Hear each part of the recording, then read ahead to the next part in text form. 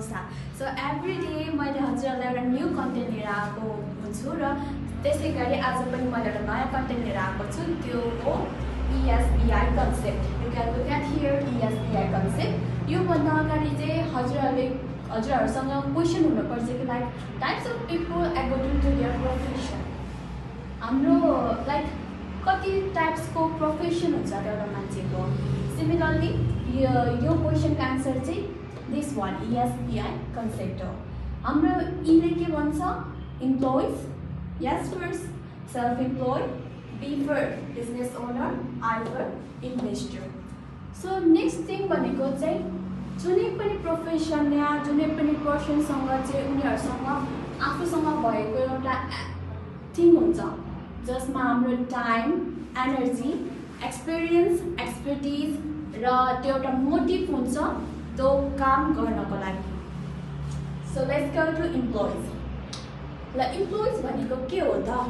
Employees भनेको चाहिँ त्यस्तो मान्छे हो जसले चाहिँ आफ्नो टाइम, आफ्नो एनर्जी, आफ्नो एक्सपिरियन्सहरू चाहिँ युज गरेर टाइमहरू दिएर मनी अर्न गरेको हुन्छ। त्यो चाहिँ इम्प्लोइजमा पर्छ। यसको एक्जाम्पल भनेको डक्टर, लेबरहरू हुन्छ। सिमिलरली सेल्फ इम्प्लोइड भनेको के हो त? इम्प्लोइज भनेको त आफ्नो टाइमहरू युज गरेर टाइममा चाहिँ अब 8 to 4 हुनसक्छ, 8 घन्टाको ड्युटी गर्न सक्छ कुनैले र आफ्नो स्पेसिफिक अर्न गर्छ।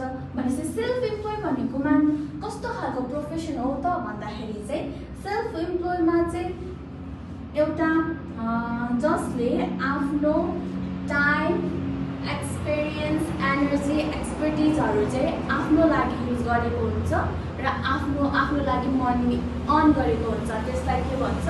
Self employed.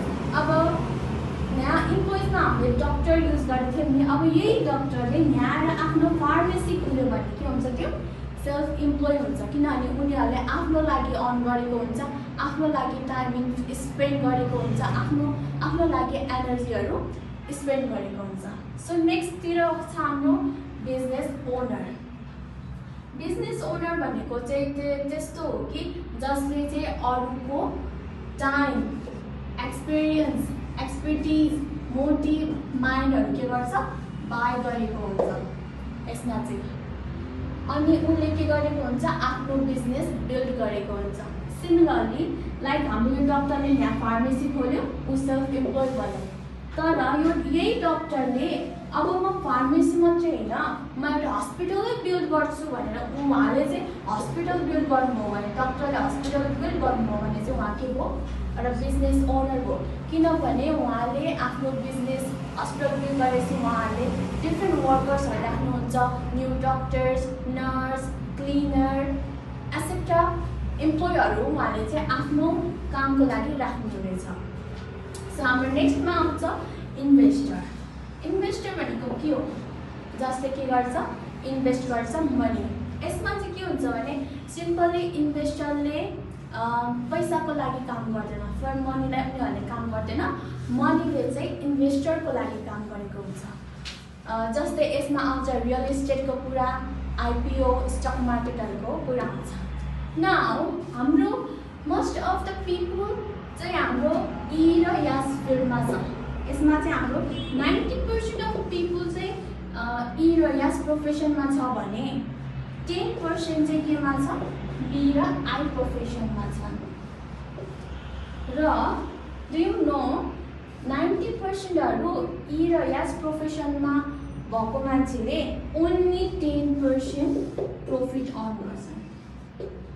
तर in compare to B and I उनीहरूको 10% मात्रै इन्क्लुड हुन्छ। मान्छेहरू 10% मात्रै बिजनेस ओनर, इन्भेस्टर भएको हुन्छ, तर उनीहरूको प्रफिट चाहिँ 90% हुन्छ। न अब हजुरहरूको पालो। हजुरहरू इम्प्लोइड, सेल्फ इम्प्लोइड बन्न चाहनुहुन्छ कि बिजनेस ओनर, इन्भेस्टर बनेर 90% प्रफिट गेन गर्न चाहनुहुन्छ? So let me know in comment that what you want to be. employee or self-employed, or business owner, investor. Thank you.